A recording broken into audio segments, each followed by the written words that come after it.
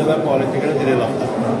त्यावेळा मी जिल्ह्याचा पालकमंत्री होतो आणि त्या बैठकीला मी हजर होतो. ही MIDCची जमीन आहे आणि ती देण्याचा त्यावेळा ठराव झाला होता आणि त्याप्रमाणे तो मंजूर झाला होता. पण तो मंत्रिमंडळापुढे येणं बाकी होतं. आता मुख्यमंत्री महोदयांचं मी अतिशय मनपूर्वक आभारी आहे की त्यांनी त्या दिवशी 4 गोष्टी अजितदादा पवारांनी या बैठका घेतल्या होत्या आणि अजितदादा पवार ज्यामध्ये जास्तीत जास्त त्यांना इंटरेस्ट होता अशा गोष्टी करून त्यांना एक आदरांजली वाहण्याचा प्रयत्न मंत्रिमंडळाच्या बैठकीत करण्यात आला.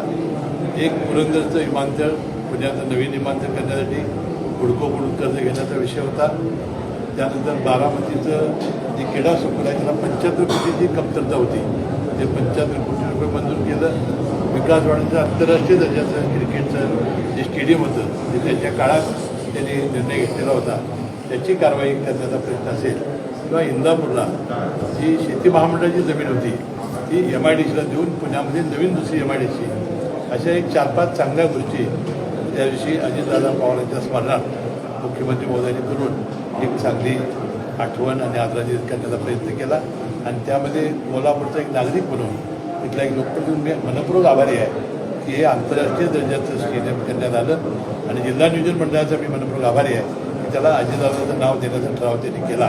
मला वाटते त्यासाठी आता एक BCCI ICCI या नामांकन त्यांचं जे नॉर्म्स आहेत त्याप्रमाणे हे स्टेडियम उभं राहिलं. मला वाटते अतिशय एक दर्जेदार स्टेडियम उभं राहील आणि आपल्या क्रिकेटपटूंचं अनेक दिवसाची T20 अशा मॅचेस बघण्याचं स्वप्न आमच्या तरुणांचं पूर्ण होतं. अजितदादांचं विकास कामावर एवढं प्रचंड प्रेम होतं की पदोपदी आता त्यांची आठवण येत राहील. ते जे कोण हा विषय काढू इच्छित आहे अनेक अजून नावं द्यायची असेल त्यांना आपण देऊ. सुनेत्रा वहिनी आणि त्यांच्या कुटुंबियांची जी जबाबदारी आहे ती पार पाडतायत. आमचा पक्ष एकसंघ ठेवणं, आमदारांना एकसंघ ठेवणं आणि राज्यभरातल्या सगळ्या राष्ट्रवादीच्या कार्यकर्त्यांना आणि देशभरातल्या राष्ट्रवादीच्या कार्यकर्त्यांना एक मनोधैर्य देणं किंवा तुम्ही पोरके नाही, आम्ही तुमच्या मागे आहोत ही जाणीव करून देण्याचा ते प्रयत्न करतायत. हा स्तुत्य उपक्रम आहे.